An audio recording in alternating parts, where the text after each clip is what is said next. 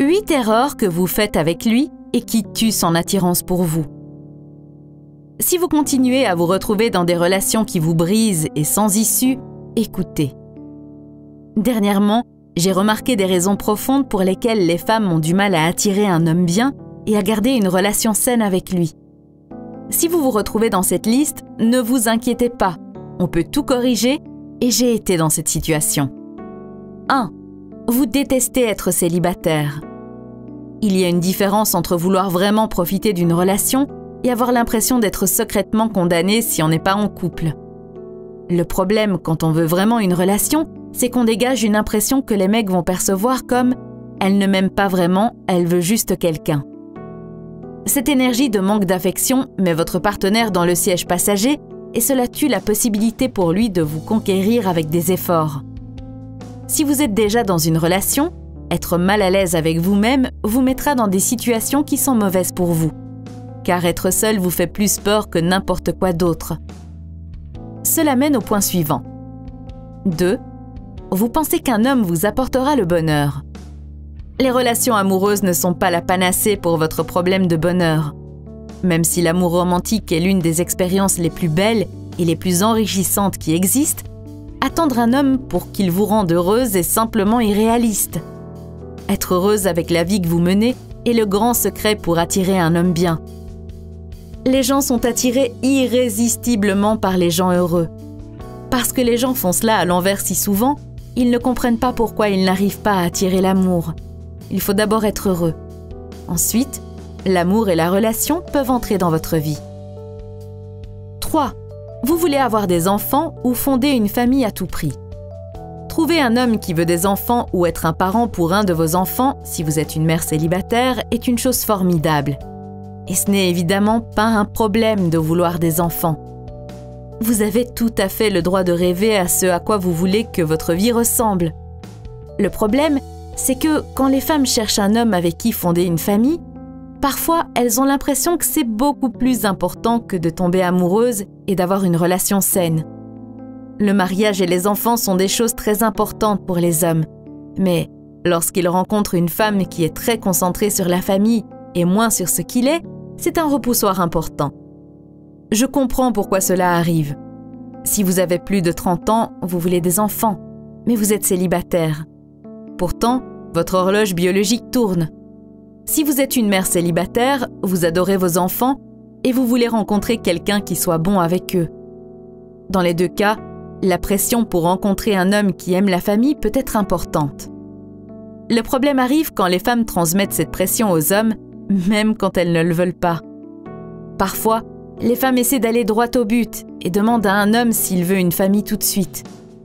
Parfois, les femmes essaient de savoir si un homme peut être ouvert au mariage sans vraiment apprendre à le connaître d'abord. Même si ne pas vouloir perdre de temps fait sens sur le papier, en réalité, cela fait fuir l'homme en face de vous. De la même manière, vouloir les mêmes choses est important.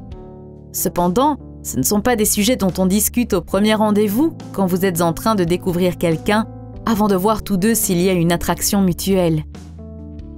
4. Vous êtes trop indépendante.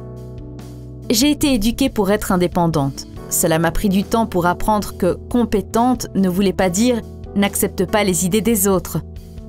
Tu sais toujours mieux que les autres ou « traite cet homme comme s'il était un domestique quand il accroche ses étagères ». L'indépendance est super, mais gardez en tête qu'être autoritaire ne l'est pas. En tant que maniaque du contrôle en cours de rétablissement, je peux vous assurer que le fait de s'attendre à ce que tout se passe comme il se doit va pousser un homme à fuir. 5. Vous faites de l'homme le centre de votre monde. Toutes les choses super qui arrivent avec la relation sont fabuleuses. Si vous renoncez à vos rêves, loisirs et passions pour passer plus de temps avec un homme, vous finirez par ressentir la douleur de vous perdre vous-même. Il remarquera que votre monde émotionnel tourne autour de lui et c'est trop de responsabilité pour quiconque. Tôt ou tard, le ressentiment surviendra et fera du tort à votre relation. Vous n'avez pas à vous vendre par amour, bien au contraire. Tenez bon dans ce que vous aimez vraiment. S'il y a un grand, gros, énorme rejet que j'ai au sujet de mes relations ratées, c'est les fois où j'ai fait des compromis sur ce que j'aime. Ne faites pas d'un homme votre loisir, votre rêve ou votre but. Cela vous blessera de 1000 façons que vous ne pouvez pas imaginer maintenant. Il n'y a rien de plus attirant que la manière dont les yeux de quelqu'un s'illuminent lorsqu'il parle de ses passions. Ne faites pas de compromis, pour personne. 6. Vous avez des préjugés négatifs sur les hommes. Le pessimisme sournois à l'encontre des hommes est l'une des principales raisons pour lesquelles les hommes fuient les femmes qu'ils trouveraient très attirantes dans le cas contraire. Si vous avez eu le cœur brisé plusieurs fois ou avez eu une relation tumultueuse avec votre père, il peut être difficile de faire confiance aux hommes et de les comprendre. Cela mène à la position intenable et inextricable de vouloir attirer un homme bien, mais ne pas croire que ce soit vraiment possible. Si vous pensez que tout ce que veulent les hommes c'est du sexe, ou qu'ils ne peuvent pas rester fidèles, vous manifesterez exactement ces situations. Aimer les hommes est essentiel pour attirer un homme bien et le garder sur le long terme. Les hommes peuvent sentir lorsque vous ne leur faites pas confiance, et cela tue l'attirance qu'ils ont pour vous. Comment aimer les hommes lorsque vous avez été blessé? Commencez à remarquer toutes les fois où les hommes font des choses que vous appréciez. Gardez à l'esprit que les hommes ne sont que des individus, comme les membres de tout autre groupe. Certaines ne sont pas de bonne fréquentation et d'autres sont merveilleuses, comme les femmes. Faites de votre mieux pour arrêter de généraliser.